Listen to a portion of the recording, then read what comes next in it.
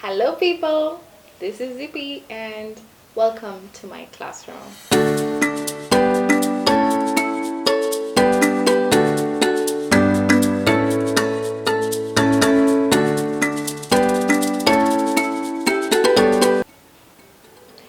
So I'd like to know, what kind of learner are you? Now in today's episode we'll be looking at the different learning styles that we have, and traditionally we have categorized them into the three: KAV, kinesthetic, auditory and visual. But today I'm going to broaden them and you get to know all the 10 so that we are not just combining everything into those three. Okay, so listen to me. First one, kinesthetic. Okay, so somebody who learns better by touching things. And if you're a teacher, try and appeal to all the different learners. You might not do it every single lesson, but try and do it just so that you get the maximum out of your students. So give them models. If you're teaching geography, have your globe there and let them touch it, let them look at it nicely and pinpoint. They love that. If you're teaching them art, which is already very kinesthetic, it's easy. You'll find those students tend to gravitate towards the subjects because they touch things, they enjoy that. Also, encourage movement, encourage role plays. Just make sure your classroom is has enough space. Sometimes you need to push desks and chairs all over the place just so that they can have space to walk around. If this other group has a different model, they can go touch that. If you're teaching biology and here you have a model showing the digestive system, they will need space to walk around and touch these things and enjoy. It's also called physical type of learning. And also, for the sake of students, some who may have issues with concentrating for too long, give them well-spaced breaks so they can enjoy each activity as it comes. The other type of learner is the auditory or oral learner, who understands better by hearing. They listen to stuff and they would prefer to listen to an audiobook rather than actually reading it. And they're very good with the different pitches, and you would do very well by recording sessions for them to listen. And you'll find they tend to gravitate towards music and producing and such like things. And a way to encourage them in your classes is by having lots of group presentations or any kind of presentations actually in your class, because once information is given out verbally, they easily interpret it. So for this learner, keep encouraging those group discussions and even debates.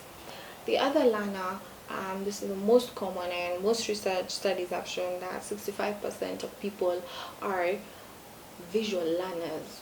And so these are people who learn better by actually seeing the things you're talking about. So if you're a teacher and you're talking about this mitochondria, you do better by giving them a diagram. Let them see things, project it if possible, and help them draw their own mind maps, because that's how they will benefit. Use technology a lot, because technology is very audiovisual and it works to their advantage. Also use color coding, because it registers in their minds easily that red stands for this, blue stands for that. Like when I'm teaching sentence structure and I write all my subjects in red, all my verbs in green, and all my objects in blue, and they register that much better. Also use flowcharts, another version of like a mind map. That's a very good way to appeal to a visual learner. The other style of learning is through reading and writing, and you can see yourself. If you're that kind of learner, you need to write down for things to make sense. It helps you jolt your memory when you jot down something, and these are the students when you're playing a clip any sort of video, they'll ask you to put, subtitles. They want to see every single caption, because that's how they process information. For such a learner, I encourage you to use scripts, give them puzzles, give them word games. They're really good with such things.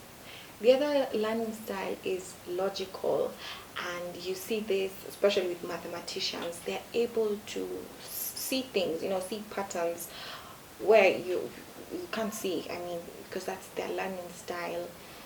For these learners, inculcate statistics and let them find, like the cause and effect. Let them look at the different variables, and in that way you really be making the lesson interesting to them.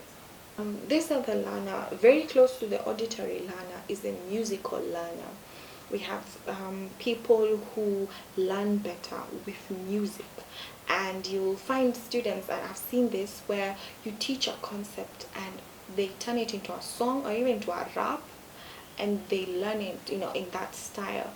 They are the ones who you cannot study, without just listening to something. There's a podcast playing, there's just music everywhere, anywhere, and without it they really struggle. So you would find a student where you've given a task in class and they ask you, Miss, could you please play music for us? And they enjoy it and they do the activity much better because it's a way of motivating them. The other learning style is the naturalist learning style. So these are people who learn better out of a formal setting. They do not want to just sit in class. They would like to go out, and especially if you're teaching a subject that is more practical outside, the sciences, things like geography, where they can actually go and see things, and that kind of a learner would be very happy and they would thrive, and you'll see them in fact being the ones leading the whole part. So they prefer outdoor spaces, they prefer field trips. So if you take them for a trip and you come back and ask them questions, they will easily remember everything because it appealed to their learning style. So for such students, encourage a lot of sketching, a lot of photography, drawing, just whatever they see, and they're able to express, from nature, let them do it. We also have the verbal learners who learn better by hearing. They're also called communicative learners, and the moment they say something out loud, it makes sense to them. And these are the learners you'll see who want to talk all the time. They want to lead something, and please let them, because that's their strength and that's how they want to learn. And they'll really enjoy your lesson when they know that they have that opportunity to be verbal. And encourage also a lot of reading out loud, so that it's not everybody reading silently, but they're also able to be verbal in their words. For such students, avoid too many diagrams. To them it doesn't really work, but speaking to them, and avoid a monotonous voice. They need the intonation, they want to feel the tempo, your tone really matters. If you're giving them projects, let them have the freedom of choice. Let it not just be a written project. Let it not just be a written project, but let them be able to do a video. If they want to record themselves or have voiceovers, that works. Then we have the social learners, or the interpersonal learners, who understand very well when they're in a social form, whether it's a partner, partner work, or it's group work, or any kind of social forms, and they thrive. Give them a role play. They're the ones doing the most. Give them, a skit, drama, anything. They really do well. And for such students, you encourage them to pick subjects in their line of, style, things that they are going to really enjoy. And lastly, we have the solitary learners, or intrapersonal learners. They enjoy their space. They want to study on their own. They do not like collaboration of any sort, no matter how much you encourage them to. They just want to be by themselves. And I'm sure you have someone in mind, wherever. They just they prefer that, and they are most effective like that. When you put them in a group setting, they freak out, they don't know what to do, they'll not even say anything. They might even be the smartest person there, but they will not be able to say anything because that does not appeal to them, and you'll find them very stressed. And what you need to do is just keep checking on them once in a while, whether you have put them, to study on their own separately, or whether you have forced them to be in a group. Keep checking on them. Just make sure they are fine, make sure they're able to do whatever task is required to be done. And also just be very clear with your instructions. Define the time, like tell them, now yes, you can study on your own, now I need you to pair up, I need you to be in a group, so that they are aware and they start mentally preparing themselves. So back to my question at the beginning, what kind of learner are you? I don't know, I just hope you've come to till the end and you're able to identify yourself, because it's not easy for you to just pinpoint one and say I'm just this. No, it could be a combination of several. Where do you mostly fit in? Where do you thrive? And if you see that in your child, in your students, please appeal to that. Give them more resources of that nature. If you feel your child is more visual, give them books with more photos. If you feel they're kinesthetic, give them models to hold to help them learn. Any kind.